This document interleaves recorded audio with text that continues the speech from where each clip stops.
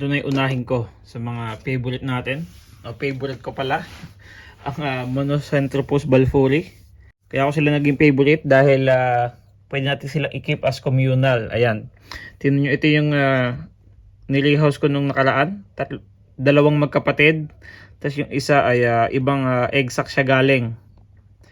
Ayan, no? Pero ayan, nabuhay naman silang tatlo at hindi sila nagkainan.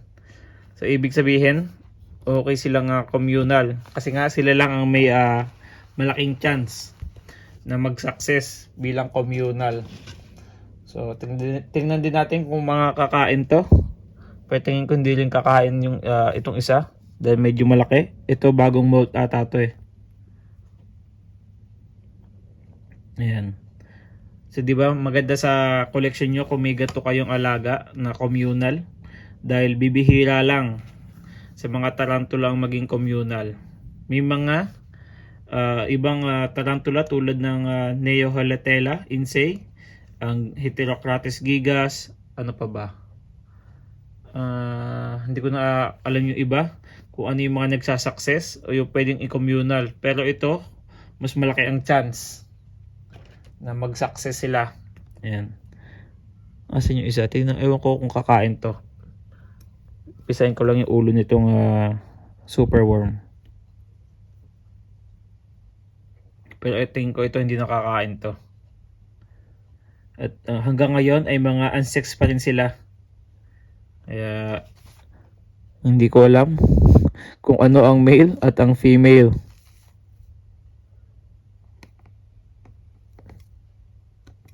Kung ayaw kumain, iwan na lang natin yung superworm dyan. Ito yung pangalawa natin, yung ating Orpanicus philippinus o ang tinatawag ding pot Philippine orange tangerine or Philippine orange tarantula. Ayan, na sariling atin. Sa Philippines lang siya endemic, ibig sabihin sa Philippines lang siya matatagpuan. Pero may mga kalat na rin siya sa buong Europe at Amerika dahil may mga syempre nag-i-smuggle sa kanila para may pasok. Ayan. Yung kulay niya bibihira sa mga tarantula na kulay orange na buong katawan. Ayan. Gutom tong isa, ayun no. Ayun no. Diba? Maganda rin sa collection natin kung meron tayong sariling tarantula na sa atin lang matatagpuan. Pero medyo common na rin siya sa hobby. Lalo dito sa Europe ata. Dahil medyo mura na rin yung presyo niya. Pero kahit ganun, iba pa rin yung ganda niyan. Ayan. Ito ay mga unsex pa rin. So, hindi natin alam kung ano ang female at male dyan. Pero sana pair sila. Baka ma-breed or kahit parehong female para medyo matagal ang lifespan nila. Ito naman yung ating pangatlo, ang Pisiodapalopus Columbia. Ayan. Hindi ko alam kung female or male. Pero kahit ano pa yan, walang problema. Meron din tayo na itong blue. Kaso maliit pa. Hindi pa kita yung coloration niya. Matagal-tagal pa bago natin makita. Ayan. Pero iba pa rin ang ganda na to. Kaya nasa mga list yan ng favorite natin.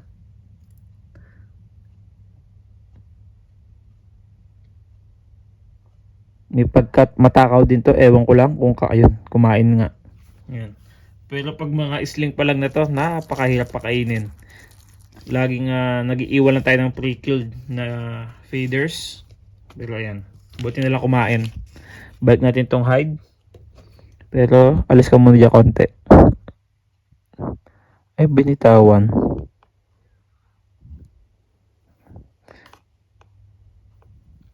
Alis ka dyan, baka maipit ka eh. Doon ka mo sandali.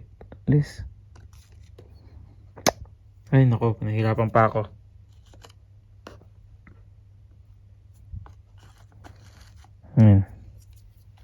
Ito naman yung mga versicolor natin, o Caribena versicolor o versicolor. Ayan, mga arborea sila. Kaya ewan ko kung makikita ba natin.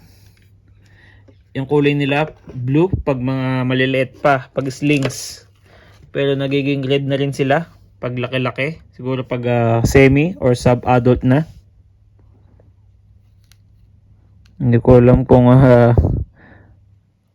ayun, ito isang gutom. Pero try natin palabasin para makita nyo yung kulay nila. Kaso bolty-bolty. Ayan. Ayun yung kulay niya. Kaya maganda rin siya, maganda rin magkaroon na to sa collection ng slings para makita niyo yung transformation ng kanilang coloration. Ayan. Blue. Tapos magiging red siya pag laki-laki. Hindi ko lang kung kakain to or prey molt na rin. Ito ay female. Yeah, female to. Ayan. Mga arboreal sila. Ibig sabihin, uy, katatalon. Ibig sabihin gusto nila sa taas ng matataas o yung mga may height. Doon sila naglulungga. Kaya yung enclosure niya, ayan, sa takip siya gumawa ng hide niya. Huwag mo na ako pahirapan. Uy, huwag ka dyan. May kapatid ka dyan. Ayan.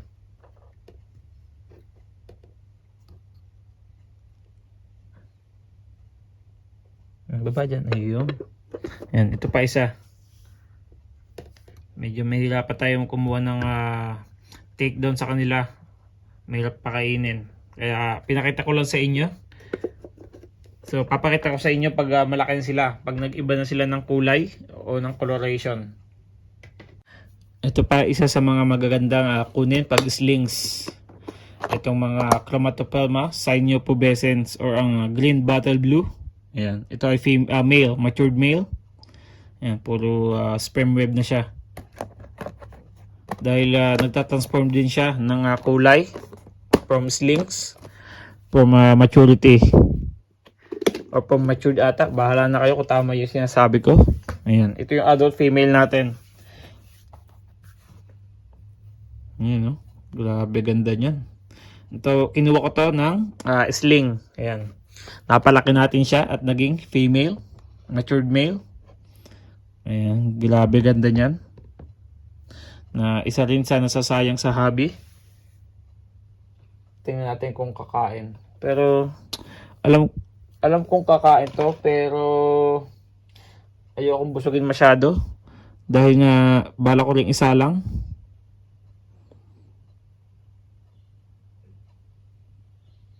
Gusto ko siyang i-pair dun sa male natin dahil itong male ay lone mula dun sa tropa natin kay Tol JD's Tarantulas.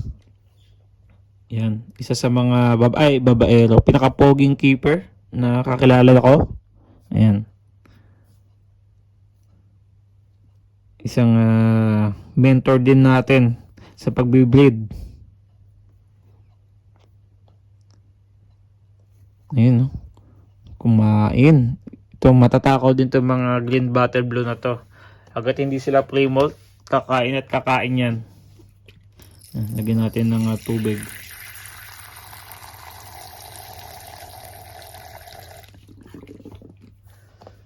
Ayan. Ayan. Kaya kung kukuha kayo ng green bottle blue o ang Chromatopelma Cynopubescens, mas okay na kumuha kayo ng slings. Palakihin nyo dahil mabibilis naman silang lumaki. Ito naman yung isa sa favorite din natin. Ang favorite ko pala. Ang Tereposinae Cusco. Ayan. Kapatid siya o pinsan siya ng Tereposinae Panama natin. Ito yung male, female. Hindi ko sure kung matured na siya. Pero mas malaki siya kaysa dun sa male natin. Ito ay sub-adult na. So medyo medium size sila. Medyo maliliit. Pero okay lang yan. Bago mag-matured to, siguro matured na rin tong female natin. Kung hindi pa siya, matured. Yan. Iba ganda na itong mga Tereposinae na to.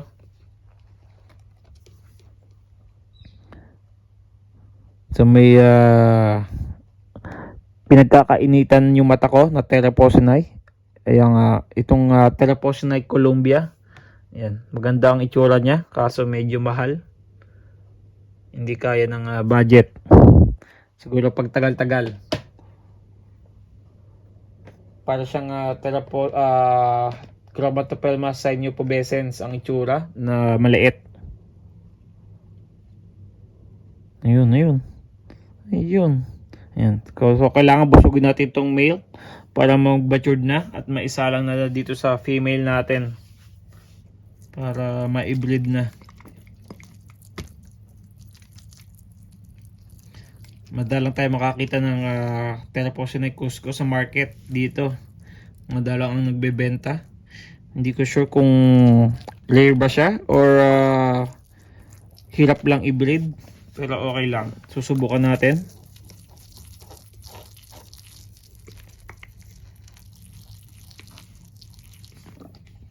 Uy, teka lang, huwag kang mangapit bahay. Sarado na natin. Baka magkainan kayo. Ayan. Itong super worm na to, yan, sob na siya dyan. Baka pre-molt na yan pag naubos niya. Ito ang favorite ko sa mga Pamphobeteus. Ang ating Pamphobeteus ultramarinus. Kaya siya naging favorite ko sa mga pampo dahil isa siya o siya ang pinaka-docile sa lahat. Never ko nakita ng threat posture or naging aggressive sa akin. Yan. Ito ay mated. Yung male natin, sinend ko na sa tropa natin. Ayan, oh. Dapat mapalabas natin para makita nyo. Teka. Huwag ka pumasok. Labas. Pinakikita kita sa kanila eh. Labas. Para makita kulay mo. Dali. Ayan, oh. Yung kulay niya halos same ng kulay ng mga male. Hindi kagaya ng ibang pampo, male lang ang makulay. Ito yan, halos para sila ng female at male. Sana mag-drop ka na at wag mo nang kainin yung egg sac. Dahil nung nakaraan kinain niya. Inaasa tayo. Nag-drop siya today, dan kinabukasan, ayun, nilafang. Ayan. Pinaka-docile na pampo yan sa pagkakaalam ko. At sana mag-success na siya ngayon.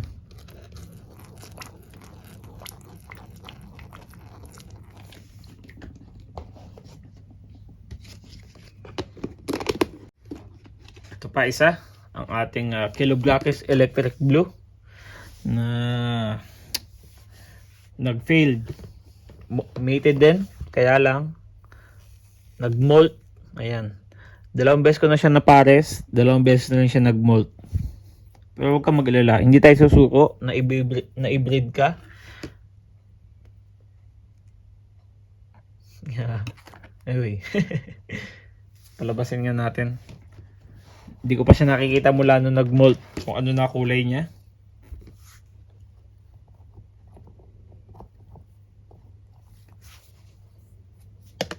Gumanda ka ba or what? Ayun. Labas ka nga. Sandali. Labas. Ito yung pinagmutan niya. Uy, napunit. Grabe ka sungit. Ayun, no? Ganda, oh. Pero hindi kakain to kasi nga kakamult lang. Wala pang 2 weeks. Grabe, ganda ng kulay. Tapos ngayon may lumalabas na ng mga Chilobrachys tropical blue. Mas maganda yung kulay nun kaysa dito. Siguro ganito yung kulay. Or baka mas light. Kaso pricey siya. Hindi pa kaya ng budget din. So hintayin na lang tayo ng mai-breed nila. 1, 2, 3, 4. Yeah, okay naman siya. Complete. So, success yung molting niya. At naghahanap na naman tayo ng matured male dahil na-deads na yung kapares niya. Hindi na siya naabutan. Sana naman masalang na natin to at mag-success na rin. Medyo matagal-tagal na natin siyang binibreed. Siguro sa pangatlong breed, yan, mag-success na tayo. Teka lang, kuha tayo ng super worm.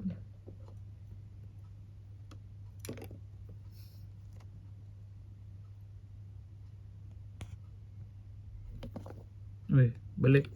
Naku. Kung tatakas. Teka, pause muna natin. Wala tayong catch cap dito.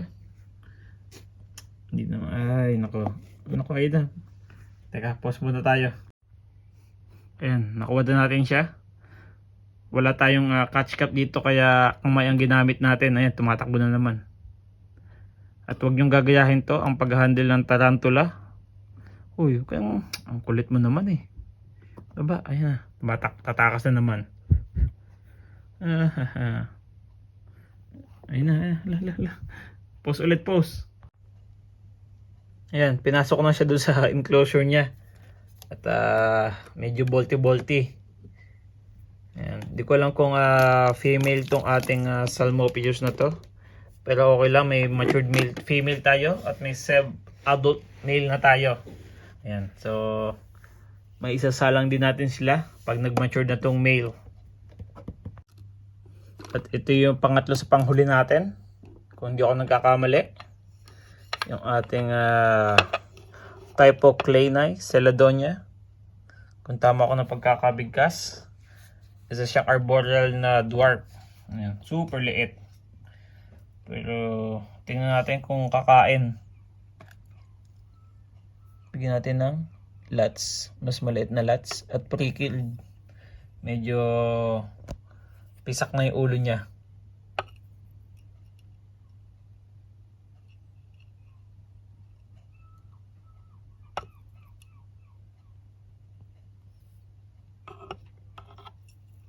Ayun. Nagtatakbo din. Hala. Huwag kang...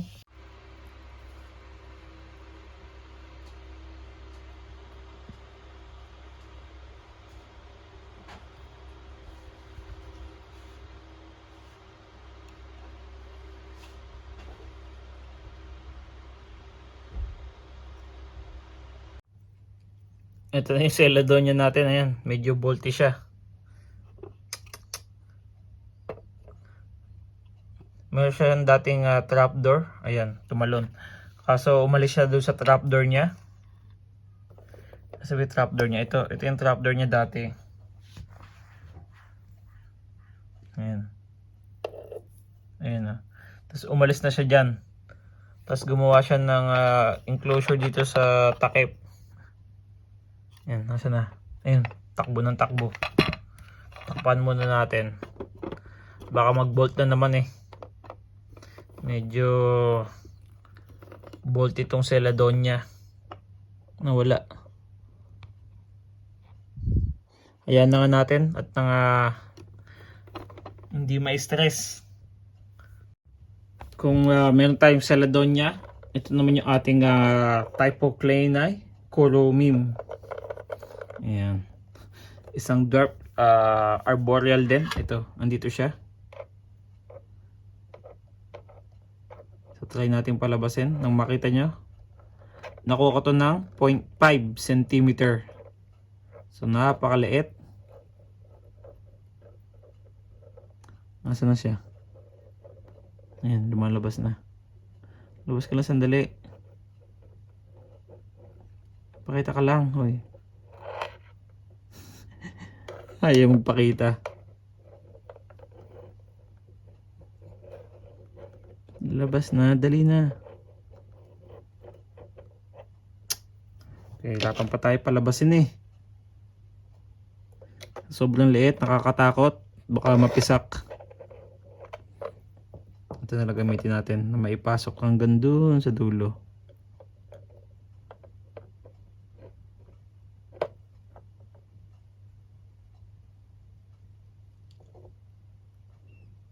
Pakita ka lang sandali. Saan na?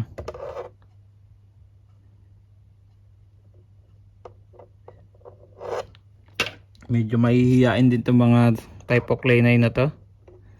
Ayun na. Ayaw pang pakita eh. Nahihirapan pa tayo eh.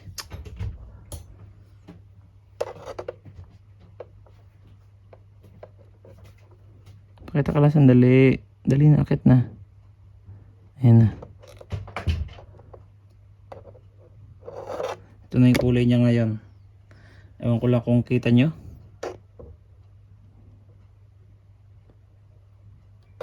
Yan, nasa taas na siya. Ayan na yung kulay niya. Lumaki na siya ng ilang pulgada. Ang ganda ng coloration niya. At meron din tayong inaabangan ang Typocliner Costa. Kaso medyo mahal din. At hindi pa kaya ng budget. Ayan, balik na siya dun sa kanyang trapdoor. So isa siyang trapdoor na arboreal na dwarf. 'Di ba? Paano mo makikita sa taas ng puno? So sobrang liit. Ito yung lots na pisa. So ito yung panghuli natin, ang ating Theraphosinae Panama. So alam nyo na kung ano yung favorite na tarantula ko. Uy, nagugulat ako. Bali, meron tayo na itong 4. May 2 female, isang male at isang sling. Yung sling yung previous natin na maging female din sana. Ewan ko lang kung kakain to. At yung mga kasama niyang female at male at sling ay mga pre-molt, nakatago sa lungga.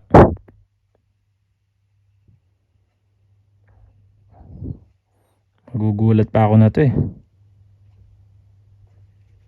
Kain na.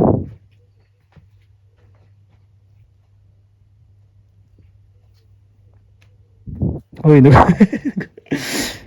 ko pa maibalibag. Bigyan natin ng bago, ng mas malaki. Ayan. Tingnan natin.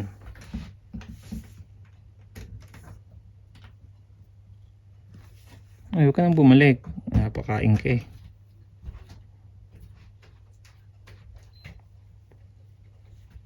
Bakit naglalaro ka pa?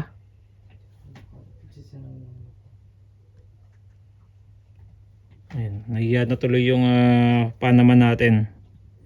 Ayan, bumabalik.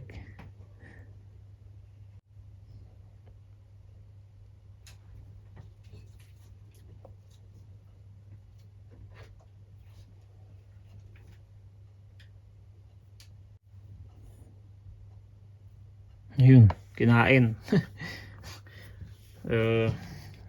Goods naman at kumain din. Yan, natapos na tayo.